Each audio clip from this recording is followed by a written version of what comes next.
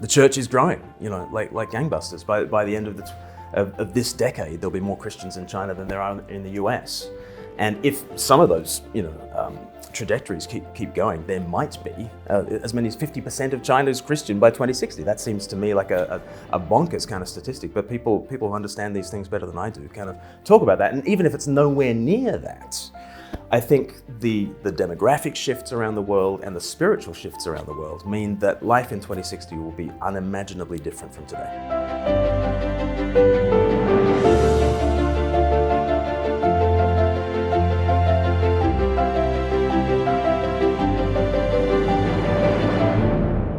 I'm talking today to Glen Scrivener.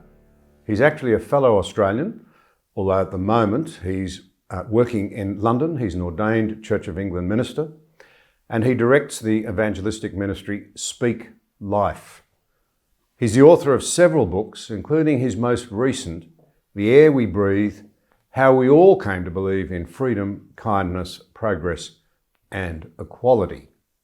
I think you're going to enjoy this because it's an opportunity to engage with a really sparkling mind about some of the big issues that unquestionably worry any thinking or reflective person as we look at our societies around us today. Glen, thank you very much indeed for your time. Thanks so much for having me. Can we begin? You're a Christian believer and apologist and talker and writer, and you believe your message is highly relevant to today in an age when most people think it's irrelevant or something that we should ignore. Let's start by posing the simple question, who is this Jesus and why should anyone watching the show, listening to us, think he matters? Who is Jesus? I could give a historical or I could give a theological answer to that question. Let me start with the historical because I think the historical answer poses a conundrum that the theological answer gives. Okay, the conundrum is this. Jesus is hands down the most influential figure in human history. He has caused the largest, most diverse sociological phenomenon that the world has ever seen to appear on planet Earth. His revolution, the Jesus revolution, Christianity, has been the most disruptive, the most influential, the most enduring revolution in human history. It has upended our views not only of God and the afterlife, and all sorts of spiritual things, but even things like human rights and equality and compassion and all kinds of moral visions for the world that we simply take for granted today. And the conundrum is, how is that possible when Jesus is a carpenter from Nazareth? And to modernize that, if Jesus came in the flesh today, it would be like Jesus being a car mechanic from outside Kharkiv in Ukraine, right? Under this foreign oppressor, an absolute nobody, surrounded by no-hopers. He's executed in his 30s, tortured to death, and then he is the most towering figure in human civilization. That's the historical conundrum. How do you explain that? And I think the theological answer is that he is who he says he is. That he is the King of the kingdom, he's the Son of God, he is the Lord of heaven and earth. And if that sounds absurd, I guess I would direct people back to the historical thing and think, maybe the reason why this guy has made our world is because he is in fact our maker. He is in fact God in the flesh coming to planet Earth to set things right. And so that's where I see the historical and theological coming together, and I think Christianity has answers for this world. The story set out in the Bible, people of my generation, even if they didn't believe it, had a fair idea of what was in it. That's washed out of our culture altogether. Mm-hmm. Bit of a problem, I think, really, if we're to understand our own culture. I guess. Millions of people around the world have seen the coronation of King Charles in the year of our Lord, 2023. He was handed a Bible, which, as he was handed it, he said, "This is the most valuable thing this world affords," which is an extraordinary thing to say when he's also given the crown jewels, which are valued at somewhere around £5 billion. And how is it that a book can be called the most valuable thing this world affords? Well, again, it's a book that has shaped our world more than anything else, and it's given rise to our whole conception of morality and politics and ethics. Jürgen Habermas, probably the most eminent living philosopher today, said that the entire Western liberal tradition comes from the Judaic ethic of justice, i.e. the Old Testament, and the Christian ethic of love, i.e. the New Testament. And this book has in fact shaped our world in ways that are so invisible to us because it has done such a good job. Now we feel like, of course we're individuals and we have human rights and there's a division between the secular and the sacred, and of course we talk about God rather than the gods and all these sorts of things. We take that for granted, but the only reason we can take that for granted is because the Bible has done such a good job of embedding its worldview in the hearts and minds of people all around the world. So is it ancient? Yes. Is it weird? Yes. Is it subversive? Absolutely. But I think the success of the scriptures, the Bible, are precisely because we see their success in the fact that the values that they've given to us are now natural, obvious, and universal, when the values that are actually inherent in the scriptures are anything but when you look with eyes from beyond the reaches of Christianity. And so the Bible is an ancient, strange book, yes, but I think going deep with it explains our world. Well, before we come to how it's shaped our world and why it helps us understand our world, can I just raise one issue that I know you'll have some interesting views on? There are still those who say it's incompatible with science. Science has disproved God. Okay. I can never quite understand that, to be really honest, but I'd be interested in your take on it. It is a bafflingly and infuriatingly universal view that, when I talk to my friends who are not Christians, they won't so much say, I don't believe in God. They will say, I do believe in science, as though that's the end of the conversation. And so my friends will say, I'm not a believer, I'm a scientist, which to me makes about as much sense of saying, I'm not a believer, I'm a chartered accountant. You're like, well, that's nice that you're a chartered accountant. I don't think that is at odds with Christian faith. Where has this idea come from that there's a conflict between faith and science? And really, I think it's a relic of an old Victorian idea that was put out by some propagandists at the end of the 19th century that said that there was a warfare between religion and science. And they predicted the eventual winner to be science. And now we've got iPhones in our pockets and we think, oh, science has won, God must have lost, as though that there's a conflict between these two, a tug of war in which if one wins, the other loses. But that's a hypothesis. Let's call it a hypothesis. And what we should do with hypotheses is kind of subject them to scrutiny and see if the evidence stacks up. What, the scientific method, you mean? Right, yeah. And let's have a look at whether it is indeed true that science and religion are at war. And how do you then explain the fact that 500 years ago the scientific revolution happened in Christian universities with Christians for Christian reasons, exploring the world according to a Christian worldview? That has been the origins of this sort of scientific revolution in which we now sit. And I just don't think it stacks up to say that the two are in opposition to one another. Sometimes I tell the story of Betty the botanist, okay, to earth it. Okay, imagine Betty the botanist there in her laboratory. She's been there all night. She's been running these spectral analyses of this botanical specimen. She's mapped its genome. She's discovered pharmacological properties that will help us in the fight against Alzheimer's. And in the morning, Larry, the lab assistant, comes and says, Betty, what have you been doing? And she says, oh, thank you so much for the botanical specimen you gave me yesterday. It's going to help in the breakthrough in all these different ways. And Larry, the lab assistant, says, Betty, yesterday was February the 14th. It was Valentine's Day. I gave you a long stem rose. Do you understand what I gave to you? And my big question is, does Betty understand the rose? On the one hand, she understands it better than anyone ever has. On the other hand, Betty is a moron. And Betty just does not understand the true significance of the rose. Yes, it can be treated as a scientific specimen, but it's also a love gift that's communicating something about its giver. And then I just have to ask, is the world like that rose? If it is, then yes, you can do science on it. You can do great science on it. And Christians have always wanted people to do that. But that does not exhaust the meaning of the world any more than the DNA of the rose exhausts the meaning of the rose. So you can have faith and science together. There is no conflict.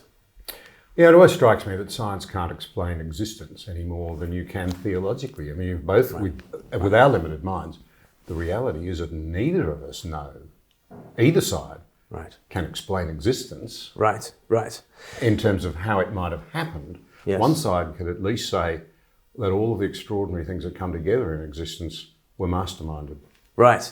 I mean, science helps us with all sorts of what and how questions. I think theologically we can think about the whys and the purposes of things, but the what and the how and the why and the purpose statements, they just exist at different levels, and we can have both. Now, Glenn, back to how Christianity's impacted our society. We live in a society where so many of our values, as you've already said, are actually derived from our Christian heritage, and yet that is discredited, it's not understood, it's scoffed at, because many people would say that what you're saying is interesting, but that Christianity's moral ideals are not only antiquated, they're actually oppressive. Yeah. So would you sort of draw that out a little bit, and particularly, sort of stop and think, progress, science and the Enlightenment, I think you've been saying, they're all derived from Christianity. Mm-hmm.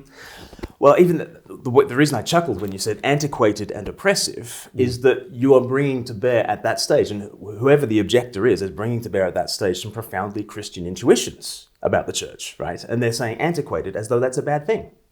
An ancient Greek wouldn't think antiquated was a bad thing. They would think you were paying them a compliment. But this is quite recent. I'm sorry to interrupt. I hate doing that. But this is quite recent in our culture, isn't it? This idea that all wisdom resides in the now. Yes, yes. And history is bunk, yes, to quote Henry Ford. Yeah, yeah. It seems lethal to me because it opens the way for us to believe almost anything. It really does. And I spoke of the coronation just recently, and there was a brilliant little interplay that happened online where Nick Cave, another great Australian punk rocker in the 80s and an incredibly rebellious figure all throughout his career, he was tapped on the shoulder and said, "Why don't you go to the coronation along with the Prime Minister and the Governor General and people like that?" And Nick Cave said, "Yeah, sure, why not?" And away he went. And then all kinds of Nick Cave fans were saying, "How dare you? What would the young Nick Cave, this young rebellious punk, think about the old Nick Cave going to something as antiquated as a coronation?" And he wrote the most brilliant reply. He just said, "I don't think we should be benchmarking the views of, 19-year-old idiots." And he said, my former self was absolutely he was cute, but he was deranged. And why should we benchmark the views of the 19-year-old? And yet the reason why we do that is because we've all come to believe in progress. And if you believe in progress, then the future is golden, and the past must be regressive, and the past must be dark and unenlightened and all those sorts of things. And it's kind of the inheritance of Christianity, because Christianity has a very hopeful view of the future, and it says that we can reform the evils of yesterday and we can head somewhere good. But when you detach progress from the death and resurrection of Jesus and from the great story that gave that meaning, then we just wipe out the past and we just dismiss it as a dark ages, it's unenlightened, it's regressive. But here's a really interesting aspect of that. If I were to say, what do I think is a defining feature of our age, I would say one of them is a lack of hope in the future. Yes. We keep reading stories about, I don't know whether you've had the spat of these in Britain, but we have in Australia.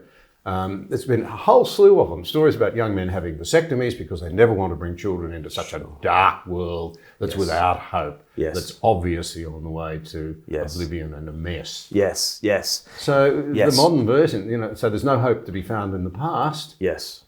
Seems to have left us in a position where we're saying there's no hope in the future. Yes, and at that stage, you've got these two competing views of progress. And I think, Martin Luther King Jr., talked about the arc of history is long, but it bends towards justice. And we all imagine that he's meaning an arc that's a bit like a rainbow, and it sort of goes up and touches down into the future. And we are the ones that we've been waiting for, and we've got this Messiah complex of being able to bring it about.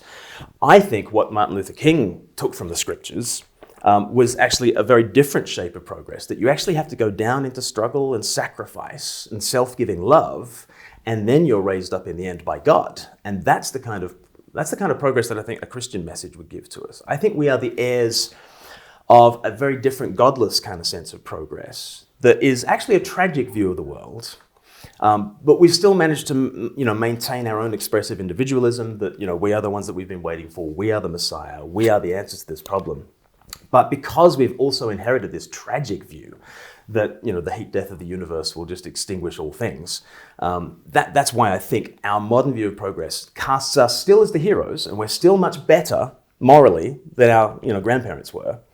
And yet, as you say, there's no future. And so, antinatalism is just a heartbeat away, I think, from our modern culture, where people say it would be better not to have children because of the carbon footprint and because of the suffering and evil of this world.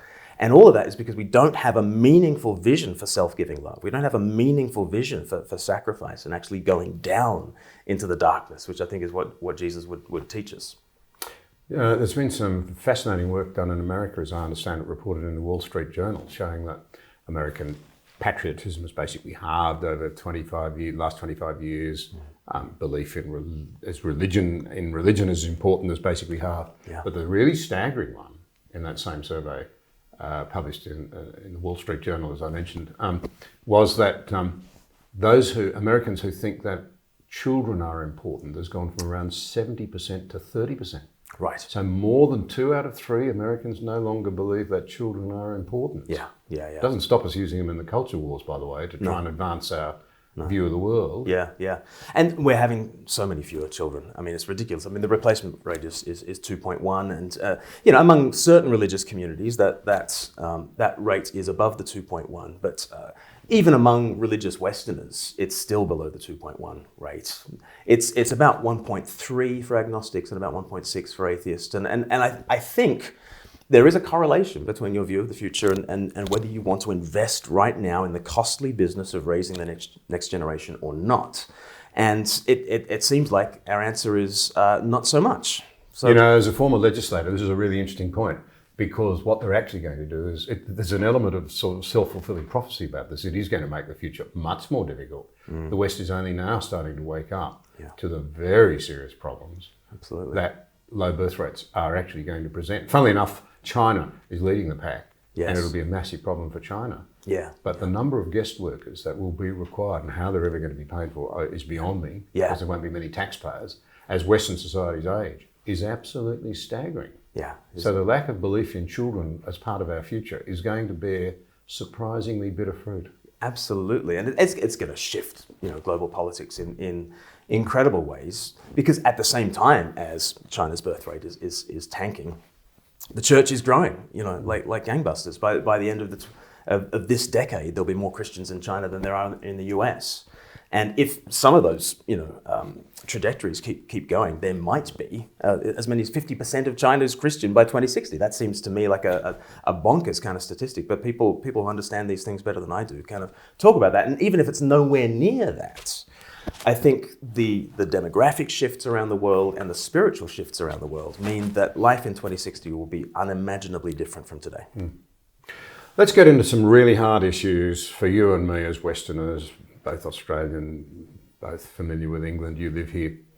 And we've now got a view emerging, whereas once, not so long ago, even if you didn't go to church, you thought, broadly speaking, Christianity was true, it was the right way to live. Then it was just one of many truths. Now, of course, you shouldn't subject your children to it because it's harmful. We've gone from being the good guys, perhaps a bit painful and what have you. But Ned Flanders, basically. Now we're the problem. Yes, right. And on the sensitive issue then of sexuality and gender identity, how has this happened? And why is it such a serious misunderstanding of things that are essentially good, if I can bring my own position here? Yeah. Well, we've got the clash of two different sexual revolutions going on. When you say the sexual revolution, most people think of the 1960s, the swinging 60s. But historians like Kyle Harper will say that the real sexual revolution that has still built the moral foundations of the West happened 1900 years earlier. And in the early church, here come some Christians who are taking very seriously what Jesus says in Matthew chapter 19, in which he absolutely obliterates the double standard in terms of sex. In the ancient world, there was an unapologetic double standard. Elite men could possess the bodies of anyone they pleased whenever they wanted to. And so this was a terrible culture for women and children and slaves and prostitutes and concubines. And Jesus absolutely abolishes the double standard by saying men must be as restricted as women had always been expected to be. And so they must be chaste outside of marriage and faithful within marriage. And that kind of brought an equality to the sexes, and it tamed and restrained male sexuality, which, when it runs wild, is one of the most dangerous forces in the world. But somehow, in the words of evolutionary biologist Joseph Henry, he said the church reached down and grabbed men by the testicles. And he was basically saying they restrained and trained male sexuality, and the church and its sexual revolution absolutely transformed the world out of all recognition. Joseph Henry's book is called The Weirdest People in the World, and he traces pretty much all the psychological peculiarity and the prosperity of the West to the Christian sexual ethic of the early centuries.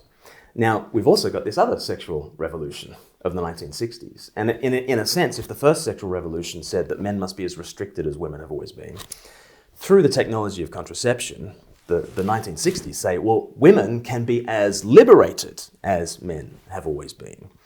But a lot of feminists, such as Louise Perry, are pointing out that this is not for the good of society in general, and it's not for the good of women even. And so she's written this fantastic book that's also a bit of a gut punch called The Case Against the Sexual Revolution. And she talks about the costs of taking male sexuality and making the whole world again dance to the tune of male sexuality, which is how she characterizes the sexual revolution of the 1960s. And I think what we see is breakdown of family and the bursting apart of sex and marriage and sex and pregnancy and children and family. And these things have just been absolutely cast adrift from one another. And the consequences in our culture are just vast. So then you fast forward to something like the Me Too movement. And I think right there you've got this really interesting interaction between the ancient sexual revolution of Jesus and the modern sexual revolution. Because a Harvey Weinstein, if you take him back to Rome, what would you call him in the context of Rome? He'd be a senator. He'd be, business as usual. But it's a particularly Christian thing to say that men should restrain their sexuality and that we should treat women and children with dignity and respect as equals, and we should honor their bodily autonomy, and we should and power should be used to serve rather than to exploit, and all those sorts of things. And so we've got in our culture a very interesting clash of Christian sensibilities about sex, because we still recognize that sexual abuse is egregious, a desecration. Why do we think that? Well, because we've got this idea that sex is sacred and bodies are more like temples than playgrounds. And at the same time, we've got this very hedonistic, kind of nihilistic sense that liberation is the way towards greater happiness. And those two things are kind of clashing all the time. And Christians are here for when that freedom thing and that so-called liberation thing falls apart. And I think Christians are here to say, look, when you recognize that that's not working, when you recognize that that has unleashed a voracious male appetite into the world that has been that has been to the detriment of this world. When you're ready to kind of be a refugee from that sexual revolution, we will take all comers, no matter your sexuality, no matter your patterns of inclinations. Come to this sexual revolution, which is different. It's very different. It says one man, one woman for life. That is the context for sex. And if you don't like that option, then chaste singleness is an even greater option. But those are your options. And people say, oh, that's so restrictive and regressive. And Christians are here to say, it has built our world. There is wisdom here. And when you're ready to recognize the sinking sand over there, you're welcome over here. I think a lot of young people would react very strongly to what you've just said. Mm-hmm. They would say, I think, firstly, how can you possibly claim that Christianity is not oppressive in terms of the feminist argument that Christianity stands behind the idea of women being submissive to men? Mm. That's the first objective. Mm-hmm. And I guess, not buying that. Yeah. Well, I guess what I'm doing with all your questions is sort of questioning the question. Yeah. In that, what is the moral framework that is telling us that men and women are equal? And I absolutely believe that men and women are entirely equal. And I want to ask, where has that idea kind of come from? And on the issue of has the church been egregiously patriarchal in the worst sense of the word? Has it been egregiously unequal in some of its things. Absolutely. And I own that sort of throughout the book. My sort of technique in the book is basically to take whatever objections that come, take them very seriously, to stand shoulder to shoulder with the person who's accusing the church, to point my finger to say it's worse than you ever thought. But then at some stage to say, and what are we standing on? Yep. As we say this. Why do we recognise it? Why do we recognise the equality? Yeah, where did that idea come from? Yes. And it's a lot of young people would say, well, that's got nothing to do with Christianity. It's just the way we are. It's the way we think. Or the other version of that is all faith systems say that.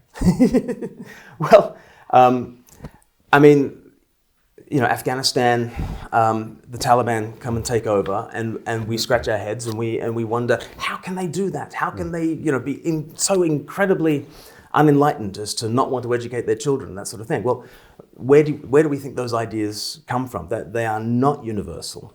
When you said enlightened, a lot of people would say the Enlightenment. Yes, again, and I would say, where does that come from? Yeah. And a lot of my friends have a kind of a creationist account of history, where there were long ages of darkness. All was without form and all was void and without form and darkness and emptiness and then God said, "Let there be Immanuel Kant," and there was enlightenment. And all of a sudden, there's this incredible sort of burst of equality and the liberal values that we all kind of have. That's an incredibly creationist account. That really, is that how history works? Nothing, and then everything. I happen to believe in an evolutionary view of history, right? That actually, over the course of centuries, we've been inventing the individual, as Larry Siedentop, a political philosopher, put it. The whole idea that Immanuel Kant could look at the world and say we should all treat one another as equals and have his categorical imperative is because we have been thinking in profoundly theological terms about who humans are, made in the image of God, with souls, and invited into this family as brother and sister, in which there's no Lord except Jesus. And it has been a profoundly Christian insight that has given us things like human rights and the idea of equality and this compassion ethic that we all take for granted now. And the Enlightenment used those raw materials, absolutely. But I would say be more curious about the views that we have and where we've got them from. All right, now to come to the second thing I was going to touch on there. So a young person hearing the idea that actually limiting sexual freedom is a key to freedom itself. Yeah. Yes. That license often kills freedom. Yes. And I think you'd have to say, there's enough research around now to say the sexual revolution has hardly produced a lot of happiness. No. It hasn't even produced a lot of sex. Right? There's an irony in that. We know that. Yeah. We know that from the research. Yeah. But we don't think with our heads on these issues. We think with our hearts. Right. So it's all about autonomy, isn't it? I mean, It's all about radical autonomy. I will determine who I am. Right. I feel so I am. Yeah. And I'll determine even my sexuality and sex. Yeah. No one else will do it for me. The thing that troubles me about that is that all the evidence is mounting rapidly. It doesn't result in human flourishing. No, it really doesn't. And it reminds me of that famous story that Jesus told about, a man has two sons, and the younger boy says, "I want your inheritance now, not when you die." And, he should have been given a good beating for saying that to his dad. You don't say that in those ancient cultures. Well, it would have been a death sentence. It would have been a death sentence, yeah. And instead, the father is incredibly gracious and hands him over to what he has desired. And so this younger brother goes off to the far country and he squanders his wealth in wild living, and he ends up in the pigsty. He went for the partying, and eventually the money runs out. The money always runs out. That capital always runs out. And I wonder whether this is a story of the West as well, in terms of taking the inheritance of thousands of years and spending it in wild living, and we kind of end up in a pigsty. And of course, there he comes to his senses. And he recognizes that, even the servants in the household eat better than he does in the pigsty. And he goes home and he receives the most radical welcome of love. His father comes and runs to him and hugs the boy and kisses him and kill the fattened calf, and they have the feast because God in the story is always ready to welcome home the prodigal.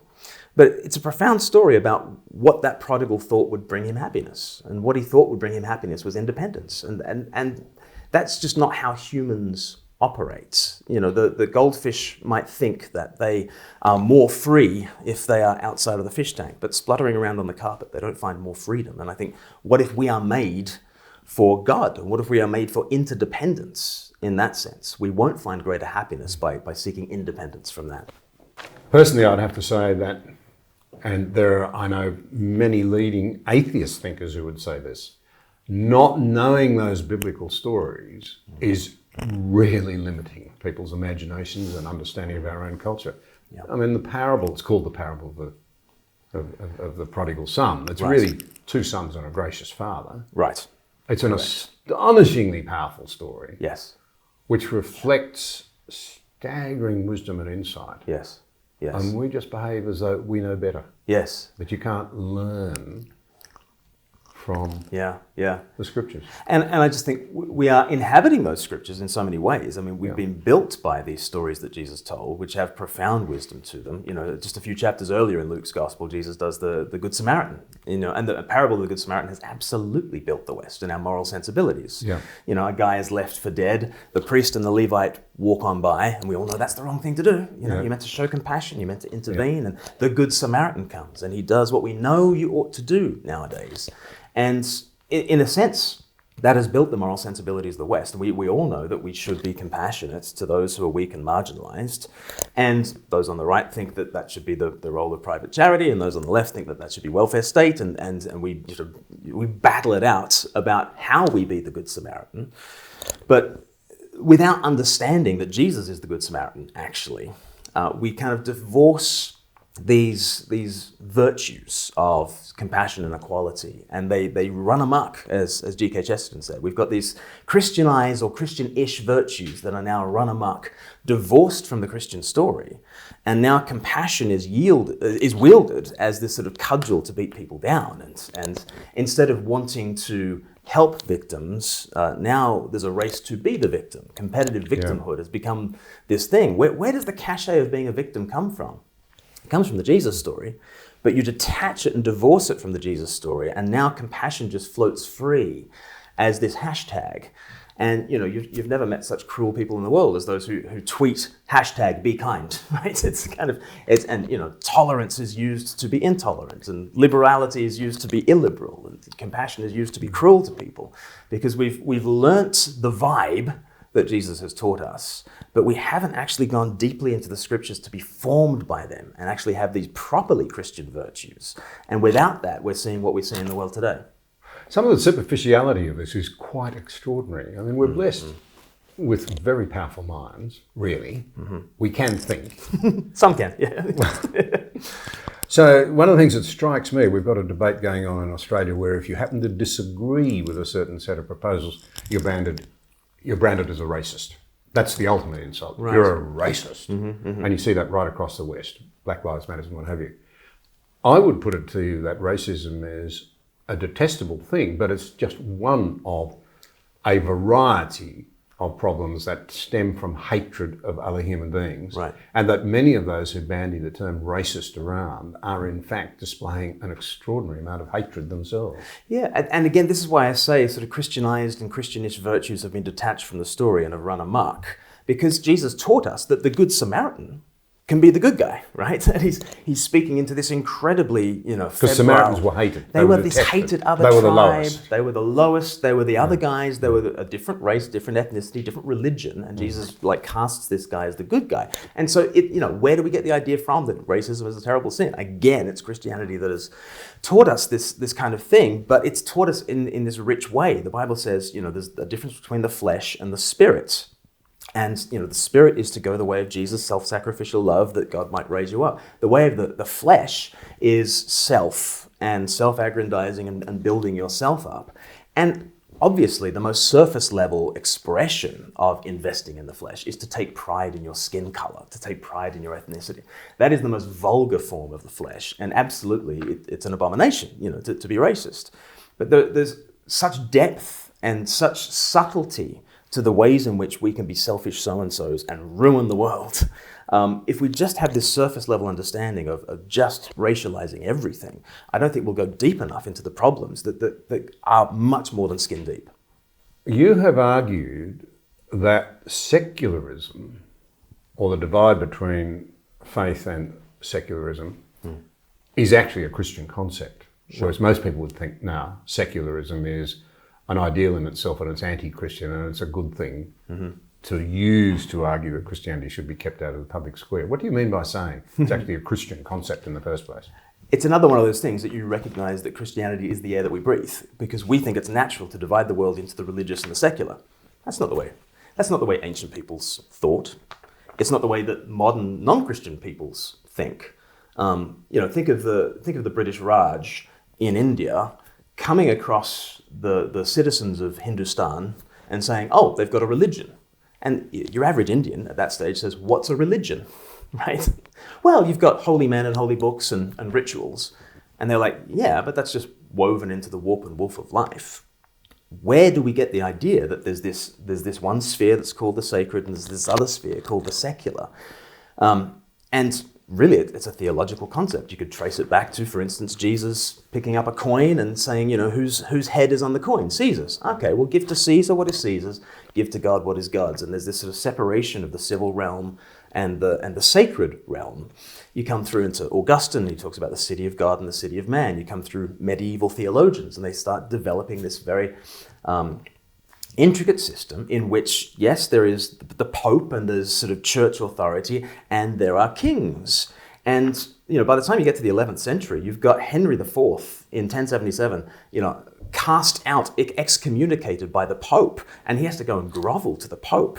And, it's this system in which the church and the state are quite distinct realms.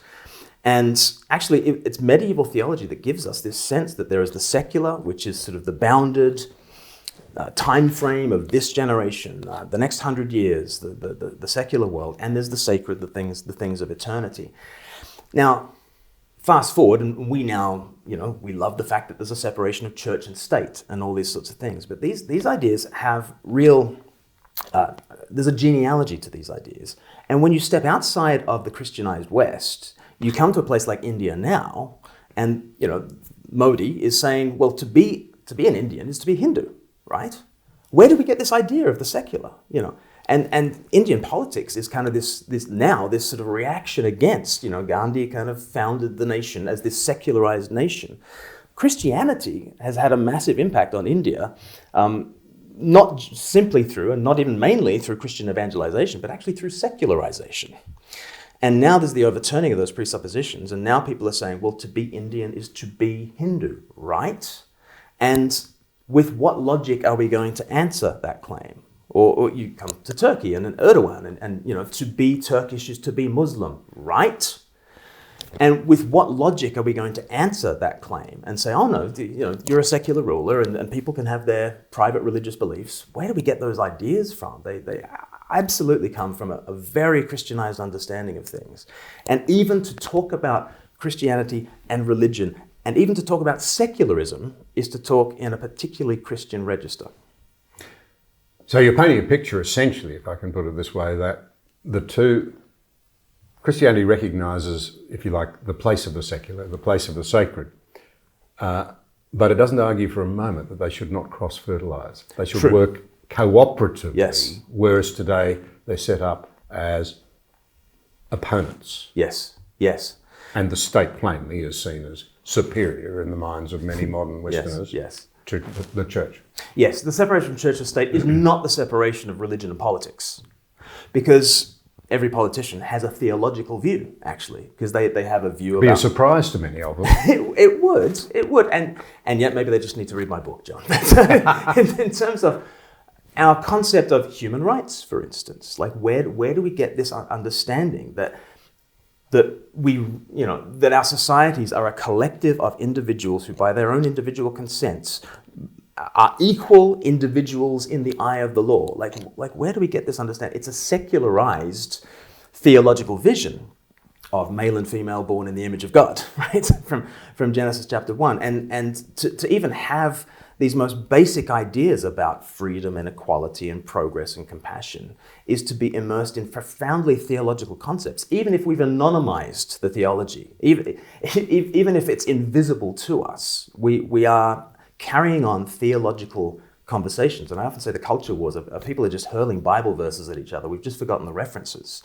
That's why we really need to get back and That's become an interesting educated. thing to say. To be informed by the scriptures, yeah. Yeah, we don't know where a lot of our precepts, even detailed ideas, come from. Oh yeah, oh completely. I mean, think about something like just war versus pacifism, in British Parliament, you'll get people every now and again standing up, and somebody says we should bomb so and so, and somebody else says no, we should never use military force in those sorts of things. And essentially, people are having a conversation between Romans chapter 13 and Matthew chapter 5. It's just people don't understand, and the entire just war tradition is kind of an argument inside Augustine's head, this North African theologian of the 5th century. So we are always profoundly theological, and that's why I think it's quite dangerous that people are not theologically educated.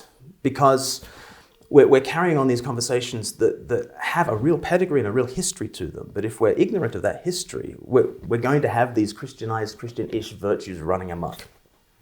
Well, now let's be frank, and you've alluded to this, but I'd like to tease it out a little bit more.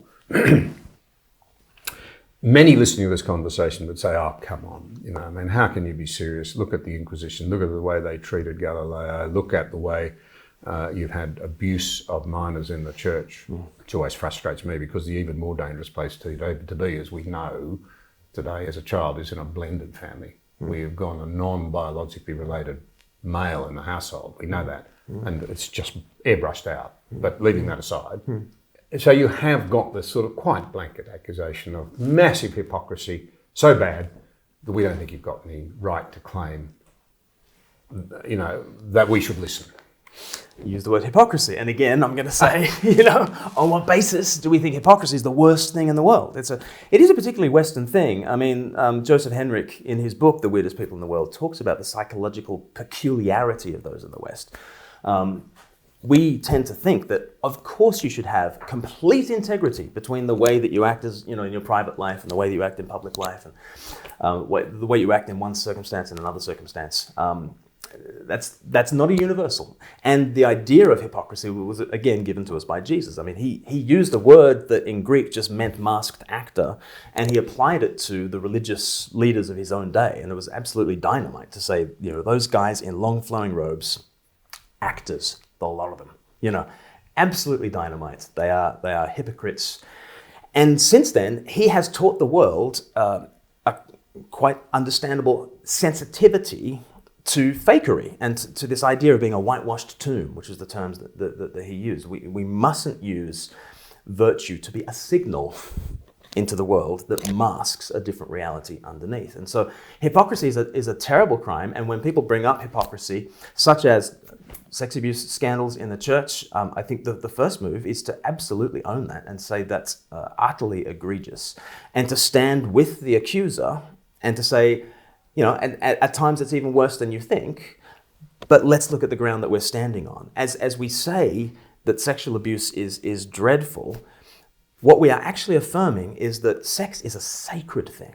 Because if it wasn't a sacred thing, then it's kind of a no harm, no foul type situation, isn't it? If sex is simply a leisure activity, then, if I force a game of tennis on somebody, I'm just weird. If I force sex on somebody, I'm a rapist. And we know the difference. We know the difference between tennis and sex, between a leisure activity and something that is sacred, that's holy. And when it goes wrong, it's a desecration. So to stand four square on the evils of child sexual abuse is to say that sex is sacred, that bodies are more like temples than they are like playgrounds.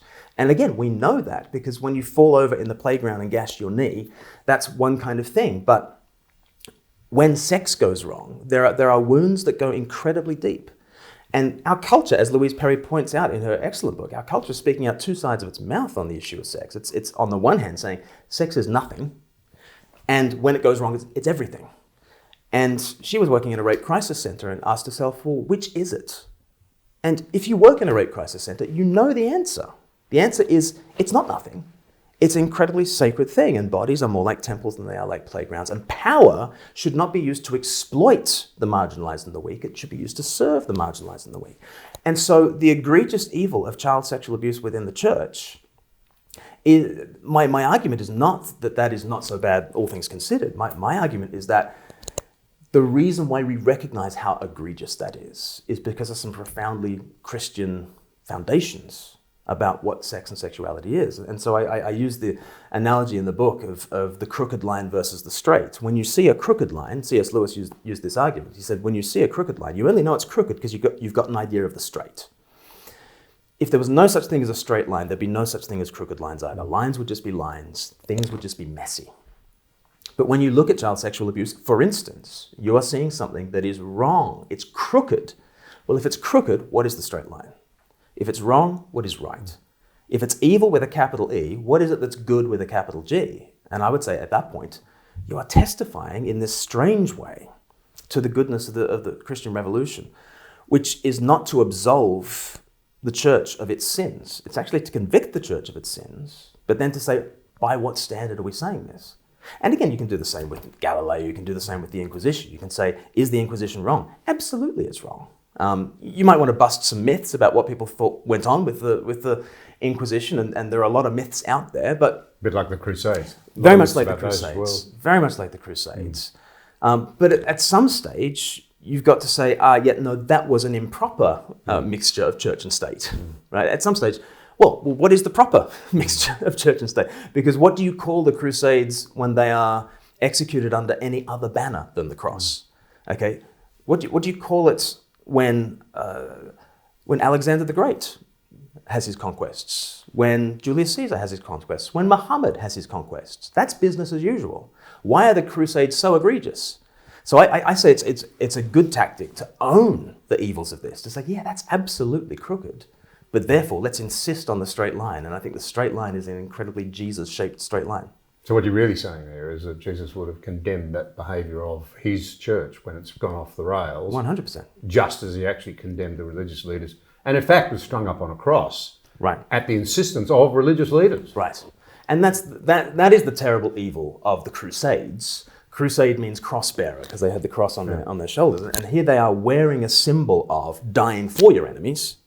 And in the name of a guy who dies for his enemies, you're going to go out and kill your enemies. That is the egregious evil of what they're doing. And so were the Crusades worse than what Alexander the Great or Genghis Khan or Muhammad or Julius Caesar ever did? No. I mean, numerically, much smaller. But the hypocrisy is greater, because we should know better.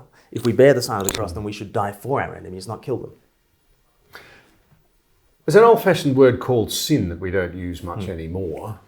Jonathan Haidt, in his book, The Cobbling of the American Mind, says one of the three great mistakes we're making with our children, often well-intentioned, but we're making it. We're teaching them that life is a struggle between good people and bad people. So we still have the concept of good and good people and bad people, but it seems to me that we've lost an idea of what biblical sin is and the fact that we're all guilty of it. So you go back to the story of the prodigal son. Right. The older son looks like he's a goody two-shoes, but actually he's not either. Right. They both got the same problem. Right. Yeah. So people would say this antiquated idea of sin, does it matter? And isn't it really a battle between good people and bad people? Oh my goodness. That's the danger. When you abandon this old-fashioned view called original sin, you actually get the culture wars, because original sin is this idea that we're all born into the human family, and just as genetically I'm born with all sorts of diseases and predispositions to diseases, and there will be deletions in my genetic code, and I don't want my genome mapped. Because you look pretty healthy to me. Well, but that's why I don't want to do the mapping of my genome, because it might say there's a ticking time bomb somewhere, and you've only got a few years left. We all know that there's a problem biologically with us all. And the Bible is just realistic enough to say, oh yeah, and there's a spiritual and moral problem with us all too. And just as I'm not born a pristine, pure biological specimen, I'm not born a pristine, pure spiritual or moral specimen. We're born into this world as mixed bags. And some of us express our sin like the younger brother did in that story. And it's all sort of the wild parties and the wild living. Others of us are these incredibly proud, righteous people who try to climb the ladder rather than throw off all the shackles, but all of us are sinners. And I think it's absolutely vital for our culture to rediscover this doctrine of original sin, because essentially in the 1960s, we kind of cast off that idea that all of us are born sinful, because we've sort of bought into this liberty narrative that I'm a precious individual, and the Disney the Disney mantra, awaken the hero within yourself and escape the shackles and fly off into the sunset. That has been absolutely catastrophic for our culture, because it then means that we still have a notion of righteousness. And so what are we going to do with our self-justifying hearts? Well, we're going to cast ourselves as the heroes and the other guys must be the baddies. And we're going to overturn what Alexander Solzhenitsyn said. The line between good and evil is not between cultures, but it runs down the middle of every human heart. And we've got this sense that within me there is good and evil that is sort of battling it out. And we absolutely need a rediscovery of this, or else we'll torch the world, I think. Yeah, I must say, from a personal perspective, I'm absolutely convinced that we need to hold two things in tension, both of which have been washed out in this sort of new approach to morality and right and wrong. One is that we all bear the image of God and have worth and dignity on an equal basis. That is the ultimate source of the idea of equality, I would have thought. Yeah. And the other is, though, that we're all deeply flawed. Right. And without an understanding of both of those doctrines, Right. in the end, I really genuinely don't believe democracy can survive. No, absolutely. It's an incredibly democratizing belief to believe in original sin. And people might not like the phrase. I was doing a talk in a restaurant up in York, and a guy afterwards said to me, "I liked what you said, but you came dangerously close to that medieval view called original sin." And to use a cricketing term, I just sort of let that one go through to the keeper. Didn't play at that delivery. The conversation moved on, and very, very shortly he told me he's just been in rehab for 18 months after a cocaine addiction. And he said to me he's been clean for the last couple of years. And he said, "I've got a theory. I reckon we're all addicted." He said, "Maybe your addiction is fame or sex or money or power or career. My addiction was cocaine, but everybody's addicted to something." And I said, "I really like your theory. Should we give it a name?" And he said, "What do you reckon?" I said, "I don't know. Let's call it universal addiction, shall we?" He said, "Okay, universal addiction. I believe in that." I said, "So do I." And that is the doctrine of original sin. We're all made for something more. We're all giving ourselves to things that are unworthy of us, and we're all looking for love in the wrong places. That's what original sin basically says. And I think rediscovering that I am broken in that way, and you're broken in a slightly different way, but we're all broken. I think that should help us to have more human and humane conversations with one another. Yeah, I believe that's really important. But now let's come on to something that I don't think I'm misrepresenting Richard Dawkins when he talks about the idea of cosmic child abuse, Jesus dying on the cross for our sins. If he's innocent, he shouldn't have to die. And he would have a view, I think, that we haven't done anything terribly wrong. We don't think God exists anyway. Where does this idea of, though, Jesus taking our sins come from? And can we really believe that idea? I think it's a little bit like I was in northern Nigeria just as Boko Haram were kicking off. And I was teaching a whole bunch of pastors. A lot of young people wouldn't know Boko Haram. So Boko Haram, an Islamic fundamentalist. I'm not being rude about young people. I'm just saying history moves on. Yeah, so Boko Haram means that Western education is forbidden. That's literally what the word Boko Haram means, as an Islamic fundamentalist terrorist organization, really. Very prominent in northern Nigeria, and lots of burning down of churches and kidnapping of children. And this was going on. And it was really kicking off about 15 years ago, and it's still a major, major problem in northern Nigeria today. And I'd never heard of them. I was sort of teaching these church leaders some New Testament stuff, and I just decided to take a walk in the market. And I just took one turning, and there was a hand on my shoulder, and it was one of my students. And he said, "Don't go down there." And I was like, "Oh, right." And as he turned me around, he started telling me the stories of Boko Haram. He started telling me the stories of the churches that had been burnt down and all kinds of unrest and things. And I didn't know the dangers that I was in until a friend of mine put his hand on my shoulder and says, "Don't go that way." And I think, humanity is a little bit like that. We're wandering around thinking that we're basically okay. Jesus is that hand on the shoulder. And if he has to descend to that depth of the cross in order to rescue us, then I guess I must be in trouble. if he is going to go through that, then I guess there really is a serious problem with humanity. And I can understand why people go through life and we're always bent towards self-justification. So the idea that I'm a sinner is never a welcome idea.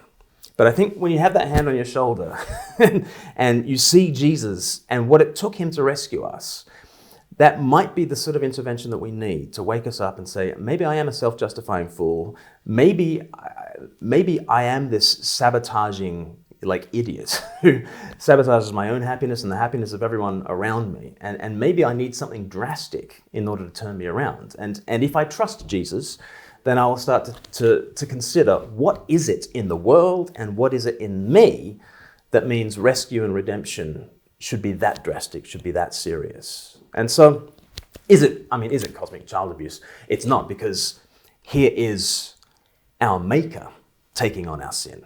Here is our Maker taking responsibility for all our evil. And that's just the greatest love story, isn't it? If you're in a pit, what does love do? Love joins you in the pit, right? Love says, your pit will be my pit, and your debts will be my debts, and your pain will be my pain, your struggle will be my struggle. And Jesus comes and he says, your sin will be my sin, and your curse will be my curse. And so that's God taking responsibility for you and I. It's a very drastic thing, and it kind of punctures our normal sensibilities that we think of ourselves as basically okay. But when we're awakened to it, I think we can see it as the great love story, Jesus joining us in our pit. All right, well, let's get to the next tough bit. So he dies for our sins, and that's the end of it. That's the end, yeah, right. But is it? Well, even historically it hasn't been, has it? So he takes away our sins, but what does that mean? Here's the extraordinary bit. I've said it. You have a sparkling mind, a very good mind. I've met a lot of people, so I can say that. Okay? I understand you would say that he was resurrected. Absolutely. Do we really believe that? Yeah. Doesn't science say that doesn't happen? Doesn't experience tell us that doesn't happen? It's a bit like creation. The idea that it just happened in a big bang. How can you believe these things? Okay. You say why does it matter? So it's not just the death. Right. Surely. No, it is not. It isn't just the death. So, scientifically, we've already seen 4 miracles that are orders of magnitude more improbable than that carpenter walking out of a Jerusalem tomb. Okay, That's a big thing to say. Well, everything's come from nothing, John. Right. Yeah. All right. I get it. Everything's come from nothing. Everything's come from nothing. Yeah. So I believe in the virgin birth of Jesus, but this is the virgin birth of the cosmos without a virgin, right?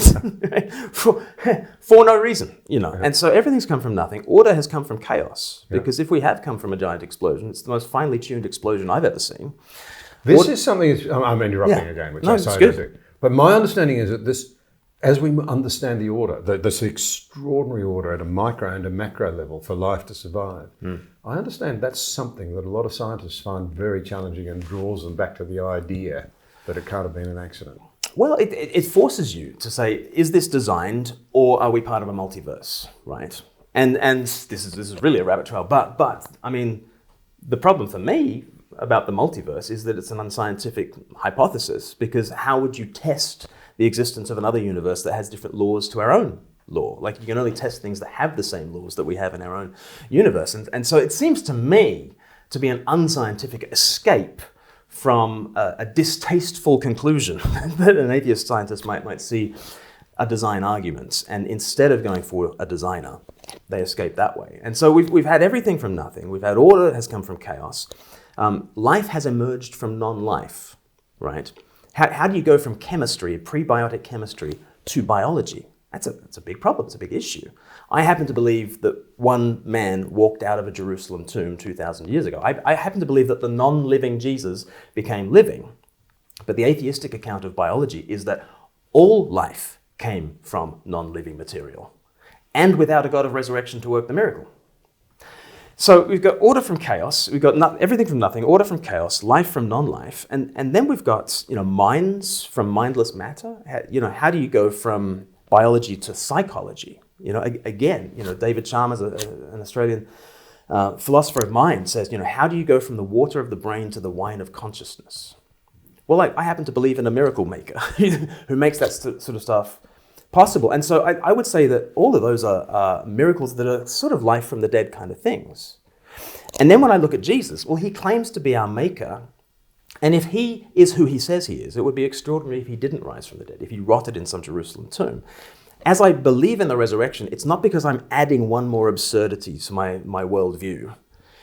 I am looking through the lens of this life from the dead God, and it explains what would otherwise be absurd.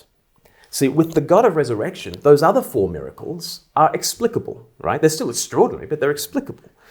And so the resurrection of Jesus is not one more absurdity. It is the explanation that makes sense of what would otherwise be absurd. So that's the scientific thing. And then the history thing. I mean, why are we even talking about Jesus? Why is this the year of our Lord 2023? Why didn't Christianity die with Christ?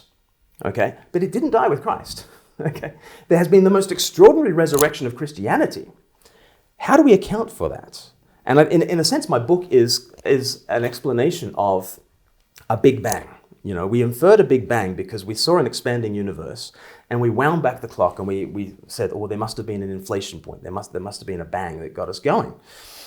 And really, I look in the book at the expansion of the Christian universe that we now inhabit, and I wind things back. Where did it come from? It came from the first century. What was the bang? Because we've got this carpenter from Nazareth, this equivalent of a car mechanic from Ukraine, right, who was tortured to death in his early 30s after just shooting off his mouth for a few years in some backwater of a long-dead empire, and he towers above human civilization as Lord. How do you explain that? And again, the resurrection is not brought in as one more absurdity. The resurrection is a belief that makes sense of what would otherwise be absurd. Why did Christianity rise from the dead in the first century? Because Christ rose from the dead in the first century. So I don't see the resurrection as the absurd thing. I see it as something that explains what would otherwise be absurd. You would say more, I think, about the resurrection. Theologically? Yeah, you would say that it is what sets us free and gives us hope. Yes. Theologically, absolutely. What Jesus does in representing us, he does what love does. He takes our sin, he takes our curse, he takes our death on himself, plunges it down to the death it deserves, and comes out through the other side. And here is hope, right? There is a future that has been pioneered through death and curse and out the other side. And Jesus says, walk with me. And in Christ, we can have hope for that future. And again, it's that arc that goes down into the cross and up into resurrection. And Jesus, beyond sin and curse, says, put your hand into my hand and you are free from sin and curse and that judgment that is upon you. Put your hand into my hand and you have my spirit as your spirit. You have my Father as your Father. You have my future as your future. And so the resurrection gives incredible hope to us who are, we're all down here in a pit, We all have to, in the words of Psalm 23, we all have to walk through the valley of the shadow of death. And Jesus says, I'm a shepherd. I can get you through. Would you call it a love story? It is absolutely the greatest love story there's ever been. Genesis chapter 1, verse 1. In the beginning, God created the heavens and the earth. Heavens is masculine in Hebrew. Works in Greek, works in all the Romance languages. Heaven is masculine. Earth is feminine. And you're meant to look at those two and think those two should get together. And then by the end of page 1, you've got Adam and Eve as these icons of heaven and earth. And they are told to get together. And then in the Old Testament, you have God is this husband who sets his affection on his people. And then Christ comes and he says, I am the bridegroom. And then the whole New Testament is about how Christ, the true prince, absorbs the debts of his bride, the church, pays them off in full and gives her all his riches. And the end of the Bible, Revelation, it ends with the marriage of heaven and earth and the marriage of Christ and his people. It's absolutely a love story. It's a cosmic romance. So our culture tells our children to find themselves from within. You are who you feel you are. Right. In a sense, it's saying you're your own God. Right. I personally think that's a real problem because I don't think I'm up to being my God, and I've not really met anybody else who's not a megalomaniac who thinks they're up to being their own God either. Yeah. Well, essentially, our sense of identity now is like the prodigal son, right? What does the prodigal son do? He wants estrangement from the father's house. He wants to go off in independence and find himself in freedom. And, he ends up getting lost. And, the modern wisdom is, if you're lost, you need to find yourself, which is a ridiculous piece of wisdom, isn't it? Like, if you're lost, the last person you need to find is yourself, because you're lost, right? And finding a lost person is never much help. If you find a person who is lost, they will just, they will not know the way home. Why do we think that we should ask ourselves who we truly are? What we really need when we're lost is to find home. And of course, in the story, you have these two very different kinds of ways of getting an identity. You've got this very traditional way of being the elder brother, and I think a lot of people look to Christianity and think that we are just religionists who think it's just about structure, it's just about hierarchy, it's just about a kind of an institutional identity in which our humanity and our human rights kind of get lost in the shuffle. So we tend to go the younger brother route. But what I think you find at the end of this story is the younger brother comes home and he finds a father who embraces him. And then he's found. Then he knows who he is. He's still stinking of pig. And yet it's not that he has discovered himself. It's that he has found himself to be in the embrace of someone who loves him more than he loves himself. And I think that's what we really want, because when I look within myself, there are so many different competing desires. And if I keep on looking down at this hall of mirrors, I just get lost. I don't need to find myself. I need to find home. And the good news of Christianity is that someone from home has come to find us. I can't think of a more perfect spot to stop. You've been very generous with your time. I said at the beginning, I'd be interacting with a sparkling mind. I hope our viewers and listeners find the same thing. It's been a pleasure. Thank you.